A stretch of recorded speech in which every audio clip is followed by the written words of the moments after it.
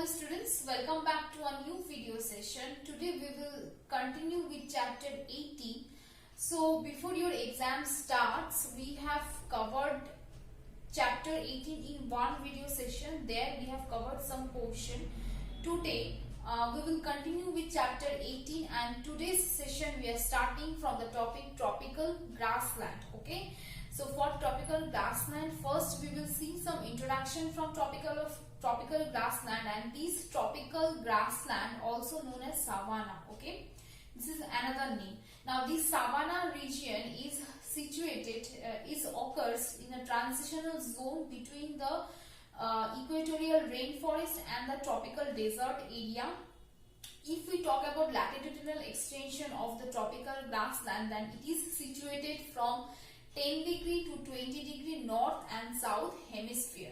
After that, the tropical grassland is the typical tropical grassland condition we can find in the Sudan. So Sudan climate is just similar to the savanna, so that is why the tropical grassland also known as the tropical Sudan climate. I hope this concept is clear. Now another more thing, while you are trying to find any tropical grassland in a map or in an atlas book, you will get this grassland or savanna just between the Tropic of Cancer and Tropic of Capricorn. So that is all about the location, latitudinal location of the tropical grassland. Now we will see area. Just we have seen equatorial rainforest that is situated continent wise. So in the same way we will see the tropical grassland according to the continents. First continent we will see, that is the Africa continent. Now African continent, the savanna grassland we can find in northern hemisphere and southern hemisphere. So that means in both hemisphere we can find the savanna grassland. First we will talk about the northern hemisphere. So Sudan, part of Senegal, Mali, then Guyana, then Ghana, Ivory Coast. These are the place in the northern hemisphere of Africa. And in the southern hemisphere, these are the part of Angola, Zaire, Namibia, then Zimbabwe. So these are the regions belong from the southern hemisphere of Africa continent. Next continent we will see, that is the South America. So in the South America, these regions are interior part of Brazilian highland, parts of Bolivia, Paraguay, northern Argentina and Venezuela. Okay, next we will see, that is Australia. This is the last continent where we can see tropical grassland. So this is the northern territory and the Queensland. Okay, so that is all about the area. We have seen area of tropical grassland according to the continent. Next thing we will see, that is the climate of tropical grassland. So the climate of tropical grassland, I listed here some of the points like hot and wet summer and cool dry winter. So summer is very hot and also wet, that means rainfall occurred in summer, and whereas winter is cold and wet. This is just similar to our kind of climate. Like we are right now in the monsoon type of climate. We can see that in the summer season we receive rainfall, but in winter there is less amount of rainfall in comparison to summer. So this is just similar to our kind of climate, right? Next feature, that mean temperature during the summer is 30 degrees Celsius and in winter the mean temperature is 15 degrees Celsius. Now the amount of rainfall in the tropical grassland we can find, that is 25 to 150 centimeters. So that you can see it is less to moderate kind of rainfall the region receives every year, and the amount of rainfall decreases while it is moving far away from the equatorial region. That means while it is moving from the equatorial rainforest toward the desert, toward the tropical desert area, the amount of rainfall decreases. So that is all about the climatic feature of the tropical grassland and area of tropical grassland. I hope these 2 points and the introduction from these savanna grassland is clear. Now we will see natural vegetation and human adaptation in the tropical grassland. So the natural vegetation, the feature of natural vegetation in a tropical grassland, I just pointed. Now I will discuss them. So the first point is saying that seasonal rainfall and the scanty rainfall allows tall grass to grow with 8 to 10 feet height with scattered trees. So we can see that the rainfall is seasonal and also scanty in amount. So that is why the type of climate allows to grow grass that height 8 to 10 feet, and here you can find also scattered trees in between these grasslands. So this is the first natural feature, this is the first feature of natural vegetation. Second one is trees can withstand long period of droughts. So we have seen the amount of rainfall in the tropical grassland is 25 centimeter to 1550 centimeter. So the rainfall is not that much high. Also the amount of rainfall also varies while it is moving toward the desert, tropical desert area. So most of the time in this region trees can face a scanty amount of rainfall because of the drought condition. So that is why trees are adapted with this long period of drought. Now the vegetation is popularly known as campos in Brazil, llanos in Venezuela and savanna in Africa. So we can see that the tropical grassland has different name in different countries. So these names you need to remember. These are very important and questions asked from this small portion. These different name in different name of tropical grassland in different countries. Next point, trees are of deciduous type. So here we can find deciduous kind of trees. Next, broadleaf and have these trees has always broad leaves and have a umbrella shape which enable them to withstand with the strong winds.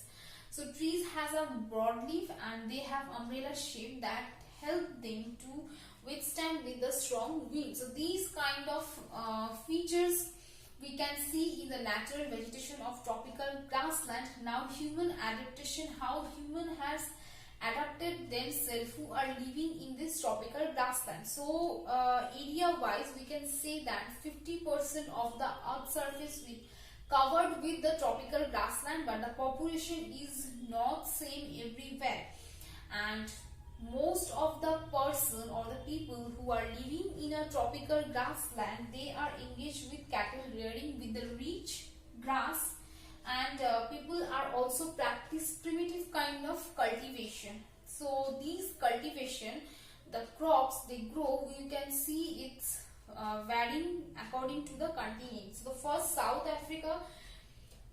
America regards to cotton and sugarcane cultivation, whereas Africa groundnut and millets. In Australia, people are devoted to animal rearing, but in certain area they are able to carry agriculture in terms of maize and millets. So the human adaptation, it is very clear that most of the people in these regions are engaged with cattle rearing, as this place has rich grassland and this grass is used as a fodder for the cattle. Okay, and people also engaged in the primitive kind of agriculture. So the crop they cultivated, they are different in different type of continent. Suppose we just talked about the maize and millet in Australia. So that is all about the human adaptation and the features of natural vegetation. I hope this too is clear. Now we will see tropical desert. So first we will see the extension of tropical desert. So tropical desert is situated at the west side of every continent, from the latitudinal extension of 15 degree to 30 degree in respect of northern hemisphere and southern hemisphere. This tropical desert is situated at the poleward of the tropical grassland. Okay, now we will see area. So in area, tropical desert is situated in different continents. Suppose In the North Africa, we can see tropical desert into two parts. These are the Sahara Desert and the Kalahari Desert. Next, in Asia, the Thar Desert and the Arabian Desert. We know that some part of the Thar Desert is situated in India, at the western part of India. The state Rajasthan is situated on the Thar Desert. Okay. Next is the North America. So North America's different part of tropical desert is known in different type of local name. Suppose Mojave, then Sonoran, California, and Mexican desert. Now in South America, so along the Pacific coast of the west of Andes, the Atacama or the Peruvian desert is situated. So this Atacama or Peruvian desert is part of tropical desert, and it is the driest desert of all desert. Okay, from all desert of the world. Now Australia. So Australia has the Great Australian Desert, and 40% of the area is covered with this desert. Okay. So that is all about the area of tropical desert. So we can see that in respect of different continent, this tropical desert has different names. So these names is very important and you need to remember them. Okay. Next, we will see the climatic condition of the tropical desert. So in climatic condition, the daily range of temperature is high than the annual range of temperature. Let us see it in details. So the daily range of temperature is greater than the annual range of temperature. As I said that suppose today, if the day's temperature is 35 degrees Celsius, then the night's temperature will be 2 or 3 degrees Celsius. So you can see the difference of temperature in night and day, whereas the temperature difference is less in the annual range of temperature. Okay. Next point is winter are cool and summer are hot with very little rainfall. The hottest month is May, have mean temperature of 30 to 35 degrees Celsius. So the hottest month is May, and the average temperature of May is 30 to 35 degrees Celsius. Rainfall is very less. It is less than 25 degrees Celsius. And coldest month temperature remains here 20 degrees Celsius. So you can see the range of temperature in the hottest and the coldest month of the area. In the hottest month, we find that the temperature is 30 to 35, whereas the coldest month temperature is 20 degrees Celsius. So the annual range of temperature is 10 degree to 15 degrees Celsius. So that is why it is said that the annual range of temperature is greater than the daily range of temperature is greater than the annual range of temperature. I hope the characteristics of climatic condition of the tropical desert is clear and area of tropical desert is clear. Now we will see natural vegetation of tropical desert area. So as the region is a desert area, so the natural vegetation is not rich. It is pretty much clear to us, and the scanty amount of rainfall do not help in the growth of vegetation cover in the area. Second is the thing that the vegetation we get here is xerophyte type of plant, and the trees are thorny, leafy, and plant with long roots obtain cover and root obtain and cover water to survive drought with the less transpiration. So trees has adapted themselves with the climatic condition of that region. They have thorn and they do not have any broad leaf, and trees or plants have long roots, leafy they are also, so that they can have less transpiration. Okay. Next point, that the type of plants which are common in the tropical desert area, these are the cacti, then acacia, short grasses, then shrubs. After the date palm, also a famous kind of tree which is found in the tropical desert area in oasis. Okay. So that is all about the natural vegetation. Okay.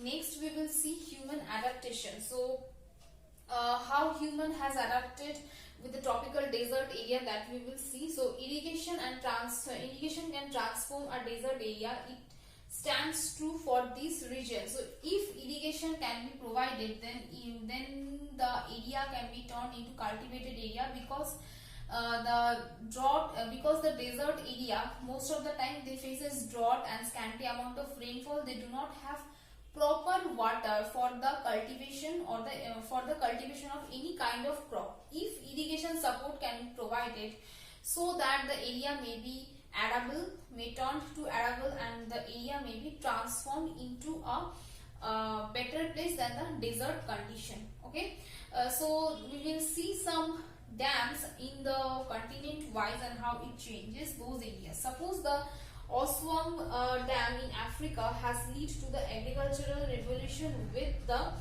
cotton, wheat and maize. So with the help of Oswam dam, the Africa started cultivation of cotton, wheat and maize. The Sukkur dam of the East Asia has led to farming of cotton, rice and wheat.